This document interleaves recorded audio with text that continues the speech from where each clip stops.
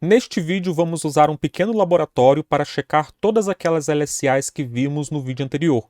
Vamos entrar em cada roteador e verificar a LSDB dele, a Link State Database, a base de dados ali, onde ele armazena todas as LSAs que ele conhece. Beleza? Vamos utilizar essa topologia aqui. Eu tenho três roteadores, R1, R2 e R3. R2 é o ABR, é o roteador de borda entre a área 0 e a área 1.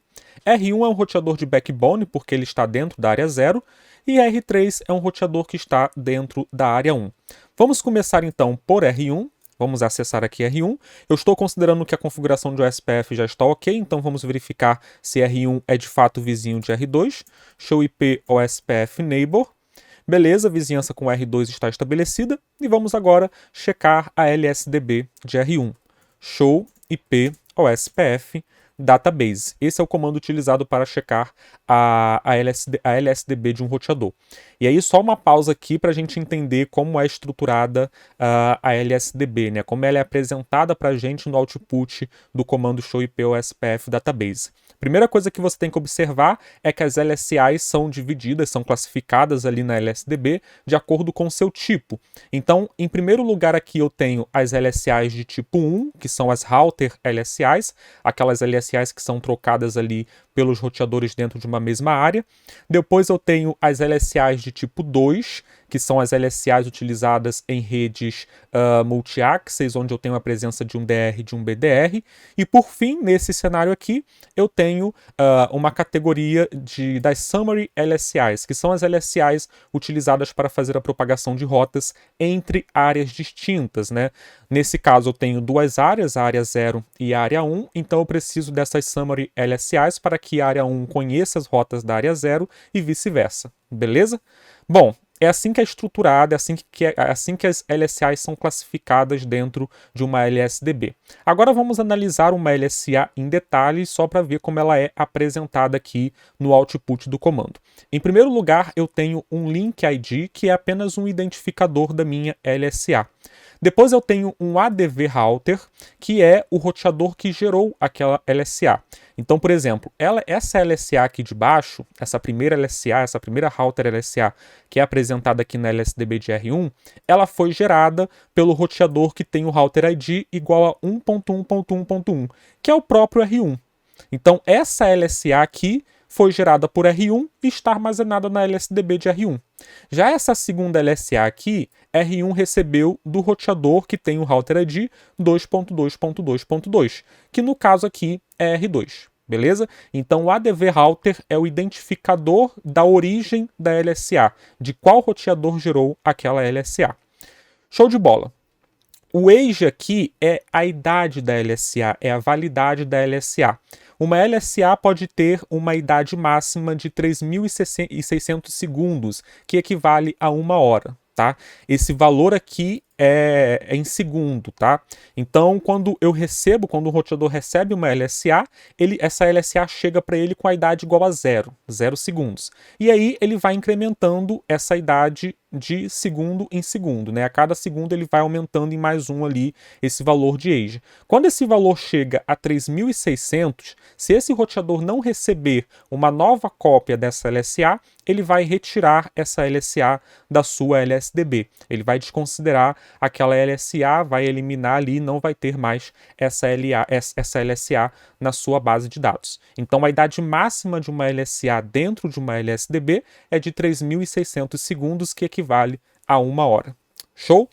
Esse número de sequência aqui equivale à quantidade de cópias dessa LSA que o roteador recebeu. Nesse caso aqui, no caso de baixo, por exemplo, o roteador R1 recebeu de R2 9 cópias dessa LSA. Eu vejo aqui, ó, o número 9 aqui no final, 9 cópias dessa LSA. Então, ele recebeu a primeira, ficou ali um tempinho, depois R2 mandou uma nova cópia e assim vai até chegar a 9 cópias. Isso ele tem que ir recebendo de tempo em tempo antes que esse age aqui, que é a idade da LSA, antes que isso se esgote. Porque depois que se esgotar, né, já era. Aí perdeu mesmo, se R2 enviar de novo, beleza. Se não enviar de novo, aquela LSA ali vai ser excluída da LSDB de R1. O campo checksum é para fazer a checagem de erros, né, na LSA, para saber se a LSA saiu de R2 e chegou em R1 com algum erro. Se houver algum problema com esse checksum, a LSA vai ser descartada. E por fim eu tenho aqui o link count, que é a quantidade de conexões que eu tenho, né? A quantidade de conexões de links conectados que eu tenho nessa LSA. A quantidade de informações de link que eu tenho dentro dessa LSA. Beleza? Bom, então vamos analisar quais são as LSAs que o roteador R1 de fato possui na sua LSDB, né, na base de dados do SPF. Eu vejo aqui que R1 possui duas LSAs de tipo 1, duas router LSAs, que são aquelas LSAs geradas dentro de uma mesma área e que contêm informações dos links que estão diretamente conectados ao roteador. Uma dessas LSAs foi o próprio R1 que gerou, que é essa primeira aqui, e a outra LSA foi a recebida de R2. Foi a LSA de tipo 1 que R2 gerou e mandou para R1. Como eu tenho só dois roteadores na área 0, eu vou ter só duas LSAs de tipo 1 aqui na tabela topológica de R1. Beleza, show de bola. A terceira LSA que eu tenho aqui é a LSA de network, né? A LSA de tipo 2, network LSA. Por que eu tenho essa LSA aqui se eu não estou visivelmente numa estrutura de multi-access? Embora aqui visivelmente eu não esteja numa estrutura de multi-access, né, onde eu tenho o DR e o BDR, eu estou utilizando para formar esse link ponto a ponto com R2 uma conexão Ethernet, uma conexão Gigabit Ethernet. Uma conexão Gigabit Ethernet, uma interface Gigabit Ethernet, é considerada como se fosse uma interface multi-access. Então, o ASPF, quando olha para essa conexão ali de R1 com R2, ele entende que ali está sendo formada uma rede multi-access, que aquele link ali é um link multi-access. Vamos só voltar aqui porque saiu. Enable Show IP OSPF Database. Ele vai considerar aquela conexão ali com o R2, aquele link com o R2, como se fosse uma conexão multi-access. Por isso que ele vai gerar mensagens de tipo 2, né, LSAs de tipo 2, Network LSAs, para mostrar ali quem é o DR da rede, quais são os outros roteadores que estão conectados naquela rede multi-access. Muito embora na prática ali, fisicamente, eu não tenha essa estrutura multi-access, porque eu não tenho ali mais de dois roteadores no mesmo enlace, muito embora isso não aconteça, o OSPF entende que mesmo assim eu tenho ali uma rede multi-access, eu tenho ali uma rede que precisa de um DR, que precisa de um BDR, porque eu estou utilizando uma conexão Gigabit Ethernet, eu estou usando interface Gigabit Ethernet. Isso não aconteceria se eu estivesse usando uma conexão serial, por exemplo. Conexão serial não faz parte de uma conexão de uma rede multi-access, beleza? Por isso que quando a gente dá aqui o show IP OSPF Neighbor, a gente vê a informação de DR e BDR. Né? Por exemplo, nesse caso aqui eu vejo que 2222 é o DR entre esses dois roteadores aqui. O roteador 1 é o BDR, obviamente, né? Porque se eu tenho em uma ponta um DR, na outra ponta eu vou ter o BDR e eu não tenho outros roteadores para serem roteadores normais ali, né? Outros roteadores que não são nem DR e BDR. Como eu só tenho esses dois, um vai ser BR, um vai ser DR e um vai ser BDR. O detalhe é que não precisa disso nessa conexão ponto a ponto, né? Porque são só dois roteadores. Mas como a interface é Gigabit Ethernet, o SPF vai considerar como uma rede multi-access também. Por isso que eu vejo aqui uma categoria dentro da LSDB de LSAs que são de tipo 2, de Network LSAs, justamente por causa desse detalhezinho aí que o SPF faz aqui nesse ponto a ponto. E por fim eu tenho as Summary LSAs, né, as LSAs que são utilizadas para propagar rotas entre áreas diferentes. No caso aqui, R1 recebeu duas LSAs do tipo Summary, né, do tipo 3. Tipo 3 aqui, ó, Summary LSA. Por que ele recebeu duas? Porque R2 consegue passar para R1, consegue passar para o roteador aqui que está na área 0, duas rotas que não estão na área 0, que são as rotas para a rede 192.168.20.0 e para a rede 3330 que está aqui na interface loopback. Por isso que R1 recebe duas LSIs de tipo 3, duas Summary LSIs, que vieram justamente de R2, né? Se você ver aqui o ADV Router, você vai ver que o Router ID de ambas as LSIs é 2.2.2.2, que é o Router ID de R2, beleza? Então, ok, as LSIs aqui em R1 estão corretas, é assim que a gente espera que esteja mesmo, né? Vamos então checar a LSDB de R2 para ver como tá. Vamos entrar aqui, Enable. Vamos checar primeiro a vizinhança lá com R3, Show IP OSPF Neighbor. Beleza, a vizinhança está ok com R3. E vamos abrir a LSDB de R2, Show IP OSPF Database. E aqui eu tenho um detalhe na LSDB de R2, porque R2 é um ABR, ele é um roteador de borda entre área 0 e entre área 1. Então a LSDB de R2 vai ser um pouco mais extensa, porque eu vou ter uma estrutura para a área 0 e outra estrutura para a área 1, que é o que a gente está vendo aqui, ó. Essas três primeiras categorias, elas correspondem à área 0, né? Deixa eu selecionar certinho aqui, ó. Essas três primeiras categorias correspondem à área 0 aqui, área 0 aqui e área 0 aqui. E as outras três categorias correspondem à área 1, área 1, área 1, área 1. Aqui na área 0 eu vou ter as mesmas LSAs que eu tinha aqui em R1, e aqui na área 1 eu vou ter as mesmas LSAs que eu vou ter, por exemplo, também em R3. Beleza? Então o roteador R2, como ele é um ABR, ele vai ter duas estruturas ali, né? Porque ele tem duas áreas conectadas nele. Uma área 0 e outra área 1. Show de bola! Vamos entrar aqui em R3, só para a gente ver como está a LSDB de R3. Enable Show IP OSPF Database. A estrutura da LSDB de R3 é muito semelhante com a estrutura da LSDB de R1, né? Embora as informações sejam diferentes, porque esses roteadores estão em áreas diferentes, a estrutura é parecida porque eu tenho somente três categorias também, e três categorias iguais, né? A primeira categoria de LSA de tipo 1, que é Router LSA, a segunda categoria de Network LSA de tipo 2, e a terceira categoria de tipo 3, Summary LSAs. Show de bola! Vamos fazer uma brincadeirinha aqui nos roteadores só para a gente visualizar as LSAs que estão faltando, né? Que são as LSAs de tipo 4, 5 e 7. As LSAs de tipo 4 e 5 são encontradas em redes que possuem um ASBR, que é um roteador que fica ali na borda entre dois domínios de roteamento distintos. Quando eu tenho a minha rede OSPF, por exemplo, que se conecta a um outro domínio de roteamento e é feita ali a redistribuição entre esses dois domínios. E a LSA de tipo 7 também é encontrada numa rede que possui um ASBR, porém quando esse ASBR está dentro de uma área NSSA, Not So Stub Area. Beleza? Vamos configurar aqui os nossos roteadores para a gente ver essas LSAs na LSDB. Vamos começar por R1, vamos entrar aqui em R1. E em R1 eu vou criar uma interface loopback, né, uma outra interface loopback, uma loopback 1, por exemplo, que não esteja anunciada ainda no roteamento.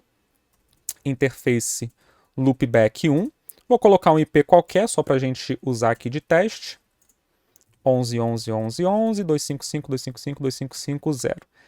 Beleza. Show IP Interface Brief, só para a gente ver se essa interface loopback foi criada certinha. Tá aqui, loopback 1 está up, show de bola. Vamos agora fazer uma checagem em qual processo do OSPF que a gente está utilizando, né? Show IP OSPF, a gente está usando o processo 10, porque eu vou entrar dentro desse processo para fazer a redistribuição dessa rede que eu acabei de criar ali na interface loopback 1. Router OSPF 10. Por que eu vou fazer a redistribuição dessa rede, né? Porque eu vou fazer com que a interface loopback 1 simule, digamos assim, né, um outro domínio de roteamento. Tá? É como se a interface loopback 1 não fizesse parte do OSPF, fizesse parte de outro domínio de roteamento, e essa rota ali, aquela rede, vai ser redistribuída, vai ser propagada através do OSPF. Então o R1 vai se tornar um ASBR aqui, né? Mais ou menos isso que vai acontecer aqui. Beleza. Fiz a redistribuição de todas as rotas que estão diretamente conectadas, né, aqui em R1, e que não estão ainda anunciadas no roteamento OSPF, que no caso é apenas a interface loopback 1. Beleza, vamos ver como está a LSDB de R2. show IP OSPF database. Opa, database. As primeiras informações aqui continuam as mesmas, né? Área 0, área 1, só que aqui embaixo no final eu tenho agora uma nova categoria, que é a categoria de LSAs do tipo 5, né? LSAs do tipo 5, External LSAs, que são as LSAs utilizadas para fazer a troca de rotas entre domínios de roteamento distintos. R1 gerou uma LSA de tipo 5, mandou para R2 e R2 também com certeza propagou para R3. Beleza? Se eu entrar aqui em R3, eu também vou ver a mesma LSA lá. Enable, show IP, OSPF, database. Tá aqui, ó, LSA de tipo 5, que é a informação da rota destinada à interface loopback 1 que eu criei aqui em R1 e fiz a propagação através do processo de redistribuição. Beleza, show de bola. Vamos agora fazer uma configuração para checar a LSA de tipo 7, né, que só é encontrada ali quando eu tenho uma área NSSA. Antes disso está aqui, ó, a LSA de tipo 4, né, que é a LSA que comunica para o roteador R3, no caso que é o roteador que não está diretamente conectado no SBR, que é R1, que é a LSA que comunica que quem é o SBR dessa rede, quem é o SBR da minha rede OSPF é R1. Somente R3 vai receber essa LSA aqui, né, vai colocar essa LSA na sua LSDB, porque ele é o único roteador aqui que não está diretamente conectado no ASBR, que é R1. Então ele vai ter essa LSA de tipo 4 aqui, que é uma Summary ASBR LSA. Somente ele vai ter essa LSA na sua tabela, na sua Link State Database, né, na sua LSDB. Beleza? Então aqui está uma LSA de tipo 4 e aqui a LSA de tipo 5, que de fato comunica qual é a rota ali para a rede que foi apreendida através do processo de redistribuição. Então, LSA de tipo 4 vai informar para R3 qual é o ASBR e a LSA de tipo 5 vai informar a rota para a rede da interface loopback 1 aqui, que está sendo considerada nesse cenário como se fosse um outro domínio de roteamento. Beleza. Aqui em R3 ainda vamos criar uma interface loopback 1 aqui também em R3. Interface loopback 1. Colocar um IP nela qualquer, IP address 33333333, 255.255.255.0, show IP interface brief. Ok, show IP interface brief, interface loopback 1, está up, show de bola. O que eu vou fazer aqui agora em R3? Eu vou transformar a área 1 numa área NSSA, numa Not So Stub área, né? Para a gente justamente checar a presença da LSA de tipo 7. Vamos lá. Router OSPF 10, área 1 NSSA. É só isso que eu preciso fazer para transformar uma área em NSSA, tá? Veja que aqui a adjacência com R2 foi derrubada, porque eu tenho que configurar a interface giga 0/1 de R2 também como NSSA. Beleza. Conft router OSPF 10, área 1 NSSA. Show de bola. Vamos ver a adjacência sendo estabelecida novamente. Tá aqui, ó, a vizinhança full de novo. Show de bola. Vamos ver agora a presença de uma LSA de tipo 7 aqui em R3, né? Antes disso, a gente precisa fazer a redistribuição ali daquela interface loopback 1 através do SPF. Já estou dentro do modo de roteamento, né? Vou colocar apenas aqui o comando para fazer a redistribuição das rotas diretamente conectadas, né? Que ainda não estão anunciadas no SPF. Beleza. Show de bola, tá aqui. Vamos checar agora a LSDB de R3. Show IP OSPF database. Tenho aqui, ó, tipo 7 agora, a minha LSA de tipo 7. Por que eu estou gerando uma LSA de tipo 7? Porque essa minha área 1 aqui é uma área NSSA, é uma Not So Stub área, que não suporta LSAs de tipo 5. Veja que eu fiz a mesma configuração aqui de redistribuição na área 0, tá? Só que a diferença aqui na área 1 é que eu fiz também uma configuração de área NSSA. que não suporta a LSA de tipo 5. Então aqui em R3, que é um roteador que está dentro da área 1, que está dentro da área NSA, dentro de uma área NSSA, ele vai ter LSA de tipo 7 para fazer a propagação das rotas aprendidas através do processo de redistribuição. Aqui em R2, vamos dar um show IP OSPF database. Aqui em R2 eu vou ter tanto LSA de tipo 7, como também uma LSA de tipo 5, que foi gerada para essa rede aqui que foi aprendida através da redistribuição por R3. R3 também é um ASBR agora, né? Então eu vou ter duas entradas aqui, duas LSAs na categoria de LSAs tipo 5 na LSDB de R2. Beleza? Porque R2 tem que mandar para R1 essa LSA aqui de tipo 5, porque R1 está numa área que não é uma área NSSA, é uma área que não fala ali as LSAs de tipo 7. Beleza? Vamos entrar em R1 então, para checar, show IP OSPF database. Tá aqui, ó, LSA de tipo 5, tem a LSA dele próprio, né, que ele gerou para a rede que ele fez a redistribuição nele próprio, que é a rede interface loopback 1, que a gente configurou antes, e tem também a que ele aprendeu através de R2, que é a redistribuição que foi feita aqui em R3. Show de bola! A gente viu aqui nesse laboratório os 6 tipos de LSA que nós temos, tipo 1, 2, 3, 4, 5 e 7, lembrando que o tipo 6 a gente não utiliza em roteadores da Cisco, né? Não é suportado, e a gente viu todos esses tipos de LSA na prática. A gente fez as manipulações ali, né? Manipulação de área, manipulação do próprio roteamento OSPF, para que a gente conseguisse visualizar todas essas LSAs na prática, beleza? Esse era o propósito deste vídeo, e até o próximo.